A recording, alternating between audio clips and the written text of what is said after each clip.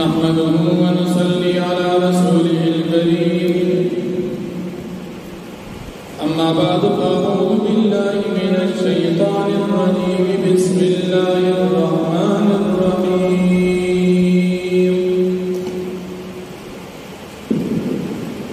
ألم تر إلى الذين قيل لهم كفوا أيديكم وأقيموا الصلاة وآتوا الزكاة فلما كتب عليهم القتال إذا فريق منهم يخشون الناس كخشية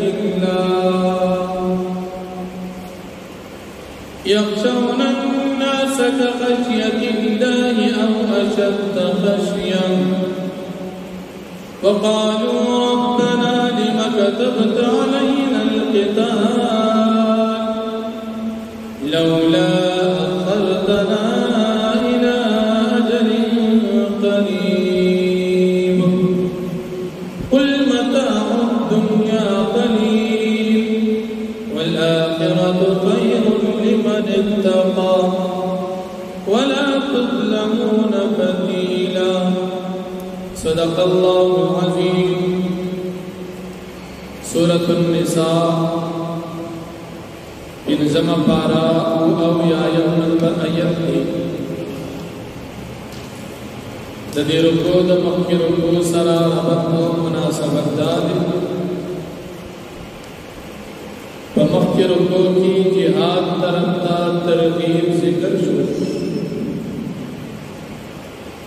اس پدی آیاتن کے ہم جہاد ترقتا ترغیب ذکر کی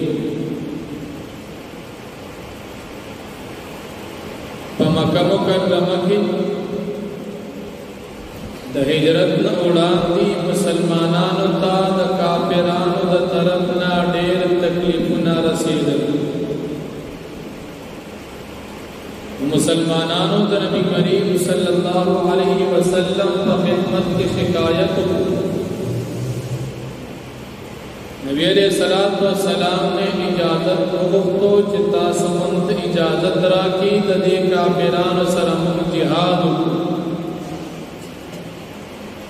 د وخت پوری د جهاد اجازت دانو راغله نو نبی کریم صلی الله علیه وسلم بیت او فرمایل تاسو صبر کوئ منځونه کوئ او زکاتونه ورکوئ. یا چې کله د جهاد حکم ملو شو نو بازی کمزوری مسلمانان د کافرانو نه ویریدل او دوی دا خبره وکړه چې موږ باندې دا جهاد ولې فرض شو ولې زموږ نه دا جهاد رسو نشو او دا کافرانو دا طرفنا پا دی باندی یر لالا چی دا یرا تبعی رد دا دشمن نخام خاسری یری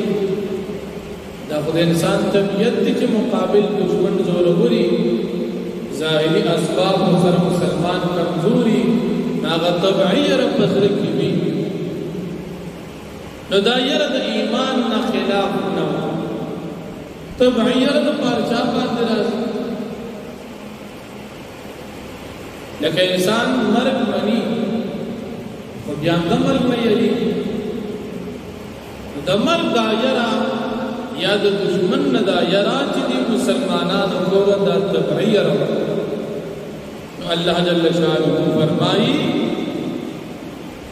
چی دا دنیا پا جن باندی تاسو وائی چی منت دی مہلت ملوشی نو دا دنیا دا جن دا خلیر کم اور آخرت دی په مقابل کی اغا نختمی ممکن دا دنیا جن کم دی دا آخرت دیر نو دی کم تتاسو پر دیر باندې ترجیح مولا یا دا دنیا دا زندگی دا فانی دا او دا آخرت دا زندگی دا باقی دا تاسو دا دنیا پا زندگی باندې دا آخرت زندگی دا ترجیح ورکئی او دنیا تا ترجیح مو ورکئی ذکر ختمی بل دا دنیا زندگی دا مصیبتون و دا خفقانون دا او د آخرت زندگی د مسلمان د پاره د خوشاله ده بل د دنیا نعمتونه حاصلېدل دا یقیني نه دي چې تا ته حاصل شي او د آخرت زندگی او نعمتونه د مسلمان د پاره یقیني دي نو په دې بنا تاسو د دنیا زندگی ته ترتیب ورکوئ د آخرت زندگی ته ترتیب ورکوئ نو د مکې د مشرکانو نه چې دنګو د مسلمانانو د شکایت مسلمانانو یو تفسیر ده او د دوی دایره د تبعی او دیم تفسیر مفسرین دا ذکر کوي چې اول نه مطالبه منافقانو کولا او بیا چې کله تکلیف راغی د جهاد حکم نازل شو بیا منافقان شکایت کو چې ممتدی اجازت ملوشي او دا جهاد دې رسو شو مسلمان د جهاد نه یریږي او منافق یریږي دا شکایت د جهاد د پاتې کېدو او د جهاد د تاخير دا شکایت منافقانو اول صورت کی شکایت د مسلمانانو نو یره تبعی او په دې صورت کې شکایت د منافقانو نو د دې دایره ایمانی و چې منافق کې ایمان نشته دې د جنگ نه یری او مسلمان کې ایمان شته دې د کافر نه د ایمان د وجه نه یری اگر چې تبعیه ربي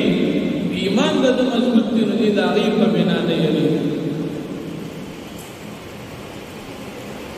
بل په دې آیت کریمه کې چې د زکات خبره ذکر شو نو د زکات حدیث کې مراد بخبل منسیو پر سر د خیر ښېګړې د احسان معامله ځکه چې په مکی زندګۍ کې جهاد فرض نو او د آیاتونه د جهاد د فرضیت نه وړاندې نازل د مکی زندګۍ په دې ځای کې د زکات نه مراد د بل مسلمان سره احسان او نیکی او یا د زکات نه مراد زکات کی خود زکات تفصیلات نا د زکات اجمال د زکات حکم نزول شوی دی په مکه د هجرت دوران د مکی زندگی خود زکات تفصیلات چې نازل شي د مدنی زندگی کې چې په دې ذکر د زکات ورکړي تفصیلات دانو تفصیلات په مدنی زندگی کې لکه مثال په غنمو کې به څومره زکات ورکړي جوار کې به څومره ورکړي سابو کې به څومره ورکړي په نغدو کې به څومره ورکړي دا تفصیلات د په مدني ژوندۍ کې د زکات فرضیت په مکی ژوندۍ کې او تفصیل د دې په مدني ژوندۍ کې دلته تاسو زکات ورکړي بغیر تفصیلات دیم معنا اول معنا چې زکات په مراد خیر ښېګړه او دیم معنا زکات په مراد زکات اجمالا بیا په دې آیت کریمه د دې رکوع الله جل شانه فرمایي چې تاسو باندې په هر کام راضي اگر که د دنیا په هر قسم اعلی محلات او په قلاګانو کې تاسو جن ولنه تیروي او تاسو باندې په مرګ خامخا راځي د دې آیت په تفسیر کې مفتی اعظم پاکستان مفتی محمد شفیع صاحب رحمت الله علیه او واقعا ذکر کړي په مخکې امتونو کې یو زنانه هغه حامله شو بیا چې کله بچی پیدا کېده تکلیف ورته پیدا شو بل نوکر ولې چې ورشه یخنې د کور راته راوړ نوکر چې بهر ورته چا ورته چې د دې مالک یې سکی سو شو وی دا غي حضور شو وی خدا ورس د دې مالک دالل دا بنسلو کسانو سره زنا او دین د دې مرګ بعد جولان جولاګي دا نوکر واپس راغی چاړې راواخیسته په دې ماشوم باندې ګزارو په خېټه باندې واره خېټه ورسېږي وتختید د خوې جراشه ماشوم د مړک بس کیسه ختم شو او تختید سمندر باندې وړو تجارت شروع کا خردا چډیر مالدار سره شاعر هم شیرونه به یو ورځ د علاقې تجار یو ګړې زنانه ته وی علاقې کې واده کو مالدارم دې شیرونه وی خدا سي زنانه براته ګور چې په دې علاقې کې هغه نه خسته ولدي یو کې ډېر هغه زنانه مشترک خبره ورسره کړي سړی دا هغه سره واده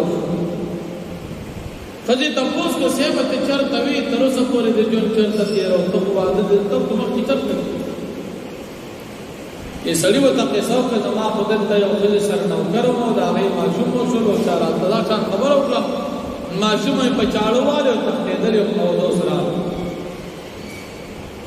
یې خځې وته هغه خوځیم په چاړه چې ماشوم والي کې گزار خړې هما خړې وی خان دا غي بارے کې په خبره یو ودا چې دا به سلو کسانو سره زینا وير تعداد را معلوم دی تقریبا سل برابر کړ او بین دا چې د دې مرګ په د جولان دا دمه خبره خلافات سړی دې خځې له محل جوړ دا سه محل جوړ کې چې د جولا د تلو لارې په کپرې نه خوځل یو ورځ ناس دیوال باندې جولا کړ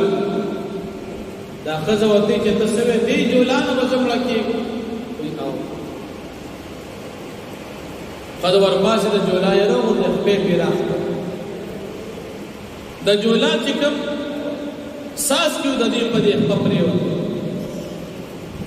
دا غي د وجدا زنانه پرشو الله جل شانه فرمایي چې ستاسو مرګ ټیم کم دی راشي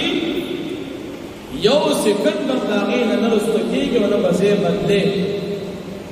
ویله صلوات و سلام فرمایي چې کم ځای کې د مرګ مقرر دي باغازه به مړ کیږي بل ځای ته وزینا او چې سړی دا مرګ په کور کې مقرر ورغون کی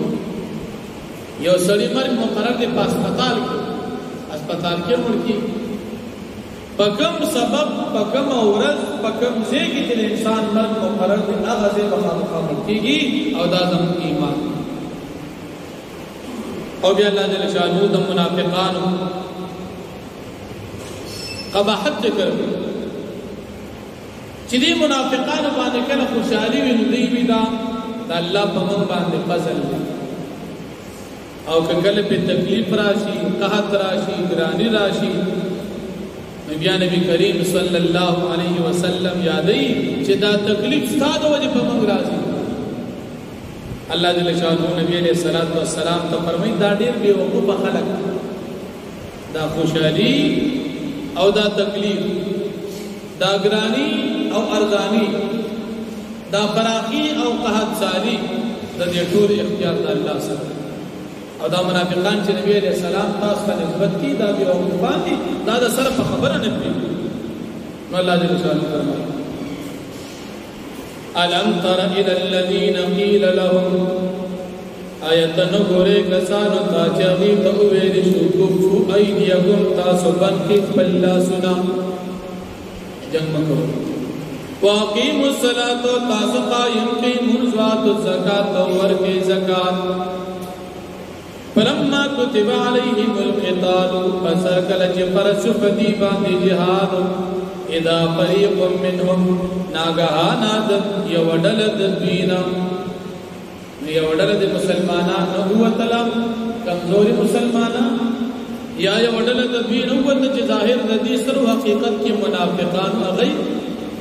يخشون الناس دي ويريد الخلق كخشية الله فشان يريد الخلق